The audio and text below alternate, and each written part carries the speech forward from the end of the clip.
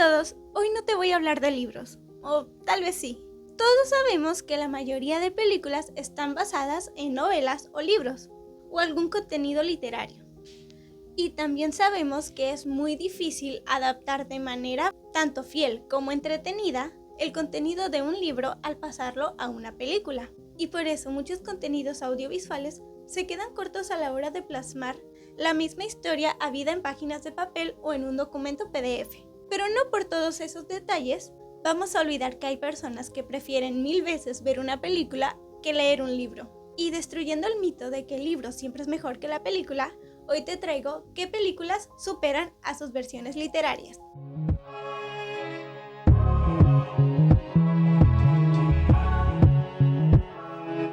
Las primeras películas de las que les voy a hablar no están basadas al 100% en su libro, sino que toman como una adaptación ligera el planteamiento del libro. Y es que estoy hablando de El hombre invisible por H.G. Wells. Este es un libro del cual he hablado antes y como bien saben, lo compré justamente por su película, la de los años 90 llamada El hombre sin sombra. Sin embargo, este libro tiene una adaptación homónima un poco más moderna y les hablaré de ambas películas. La primera trata de un hombre que gracias a la ciencia logra hacerse invisible y que utiliza sus nuevas cualidades para el mal, haciendo que sus compañeros de ciencia tengan que huir de él. Y apoyando un poquito la idea de que las películas de antes son mejores que las nuevas, yo debo decir que esta versión me gusta mucho más, ya que me pareció un poquito más de terror y por tanto más entretenida y llevadera. Además, el trabajo de esos actores es espectacular, ya que esta película construye a la perfección el arco entre una persona que, si bien no se ve del todo estable, no es del todo malvada, hacia una persona que tiene en mente únicamente hacer daño. Cosa que es bastante contraria con el libro, ya que la maldad en el ser humano se mira más hacia las personas en el entorno del protagonista del libro que en sí mismo. Y es interesante explorar estas dos perspectivas. Lo mismo ocurre con la película más moderna, llamada El hombre invisible, en la que acompañamos a la exnovia de este hombre que está también huyendo de él, ya que estuvo en una relación abusiva con él. Por supuesto, gracias al hecho de que lo que no se ve es muy difícil de creer, nuestra protagonista tendrá que probar que hay alguien afuera haciéndole daño y que no está inventando nada, lo cual le será muy difícil. Y en efecto, para mí, estas dos películas son mejores que el libro, ya que para empezar, el mismo es antiguo, y todos los contenidos de esa época tienen una complejidad mayor al leerlos, ya que usan palabras que hoy en día no se utilizan bastante. A la primera película le doy un 8 de 10, porque además me trae mucha nostalgia ya que la vi de pequeña, y a la versión moderna podría darle un 7.5 de 10, ya que es bastante buena, pero no me pareció entrañable, y le suma puntos que la protagonista haya participado también en una excelente adaptación de El cuento de la criada y sea muy buena actriz. Y ahora sí pasamos a las opiniones cada vez más controversiales, y es que el siguiente libro es Misery de Stephen King. Para hablar de este libro necesito adelantar que mi opinión es totalmente personal, es decir que se basa en mi vivencia leyendo el libro, que no me gustó para nada y no recomiendo a nadie.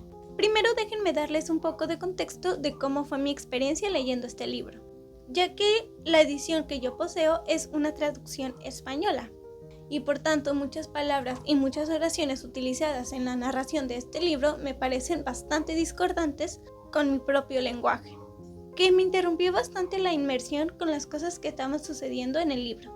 Y a ver, esto no quiere decir que yo odie el idioma español o algo parecido.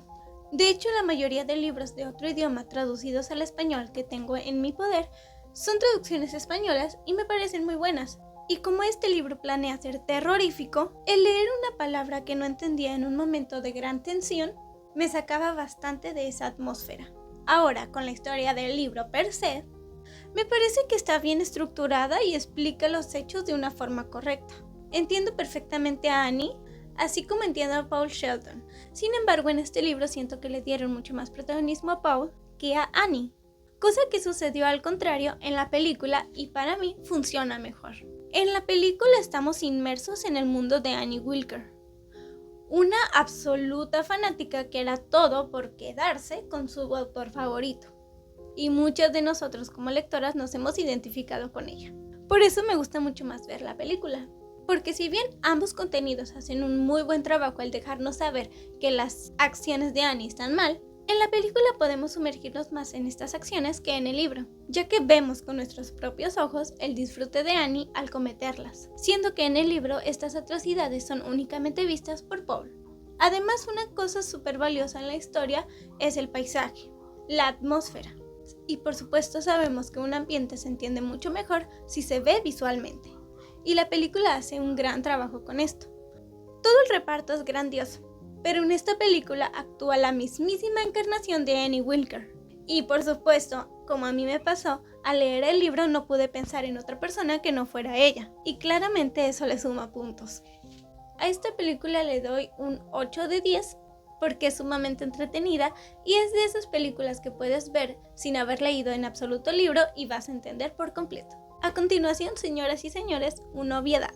La Naranja Mecánica, por Anthony Burgess, contra La Naranja Mecánica de Stanley Kubrick. Tengo poco que agregar si necesito defender que la película es mejor que el libro. Pero voy a dar aquí algunos de mis puntos. Esta, debo admitir, no es mi opinión. Es la opinión de un montón de personas que me han platicado que su experiencia leyendo este libro es bastante desagradable, ya que el autor se atrevió a utilizar palabras que ni siquiera existen, que son una combinación entre su idioma natal y el inglés, lo cual convierte a la lectura de este libro en un reto total. Este es el principal obstáculo al sumergirse en esta historia en su versión literaria, pero hay otros puntos. Y es que el libro es millones de veces más fuerte que la película, ya que para darles un pequeño ejemplo, muchas de las víctimas de nuestro villano protagonista no son mayores de edad como se muestra en la película. Pero para defender el punto de que la película es mejor que el libro, no hace falta decir que el libro es malo, porque no lo es, sino decir que la película es maravillosa, ya que no es un secreto que el director hace magia a la hora de hablar de cine. Como lo dije a la hora de hablar de la película de Lolita, también siento que con esta película, si pudiéramos meternos en la cabeza de Alex, esto sería lo que veríamos, que es una versión bastante alterada y psicodélica de la realidad.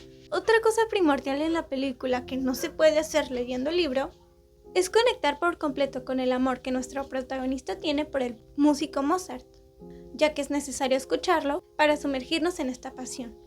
A esta película le doy un infinito 10 de 10 y es más, vayan a verla ahorita. Continúo acercándome a la funa hablando de Call Me By Your Name o Llámame por tu nombre de Andrea Simán. Si bien he hablado en uno o dos videos antes de este libro, hoy necesito cambiar mi opinión, ya que en definitiva este libro no me gusta para nada. Tal vez haya dicho en mis anteriores opiniones que el libro no me gustó por el protagonista, Elio, quien es un chico de 17 años que vacaciona con sus padres en un paraíso tropical de Italia llamado Grima, y que conoce al nuevo pasante de sus padres, Oliver, y que al conocerlo, como todo adolescente, se vuelve insoportable. Sin embargo, no creo que este sea el punto negativo del libro, sino de hecho su coprotagonista, Oliver, ya que es un adulto de 24 años que se enamora de un joven de 17. Pero ¿por qué si la película trata de exactamente lo mismo, me parece mejor? A ver, iniciemos por el origen del punto negativo que daba en mis anteriores opiniones. Y es que el protagonista Elio me parecía insoportable por ser quien era. En el libro se nos muestran varias veces que está un poco obsesionado con Oliver y que todas sus acciones, o la gran mayoría, giran en torno a él. Es como si al conocerlo todo a su alrededor se apagara, incluso las personas que parecían ser importantes para él. Estoy hablando de esta chica cuyo nombre no recuerdo, pero definitivamente merece justicia. Y es que cuando esta relación fracasa, es Elio el que más afectado sale, y elige un camino de venganza que deja a su paso a un montón de gente herida. Cosa que por supuesto sucede en la película, pero al que no le dan tanto foco. En ella se concentran mucho más en detallar la química que tienen estos dos personajes. Pero sin dar spoilers a menos en la película, se nos plantea de forma definitiva que esta relación se acaba tajantemente en un punto. Y en el libro no es así. Sobre decir que esta película tiene una escenografía preciosa, unos paisajes de ensueño que como a mí por muchos años me causó un idilio grandioso por Italia, lo cual hace mucho más ameno ver la película, que dejando atrás las cuestiones morales, nos deja disfrutando de los paisajes de la Italia de los años 80. Tengo que sumar obviamente que la actuación de Timothée Chalamet es hermosa como en todas sus películas. Este güey se mereció un Oscar. A esta película le doy un 8 de 10, sumando puntos obviamente porque cuando vi esta película por primera vez me obsesioné totalmente. Y hay mucha evidencia de eso. Acabo este ranking aclarándoles que esta es únicamente mi opinión, al leer únicamente las ediciones que yo leí y al haber visto únicamente las películas que miré. Si su opinión y experiencia fue distinta, por ejemplo, si es un ataque directo a su libro favorito, por favor déjenme saber su opinión. ¿Qué vieron ustedes en estos libros que yo pasé por alto? Y sin nada más que decir, remarcándoles que no tiene nada de malo preferir ver una película que leer un libro, nos vemos en la siguiente.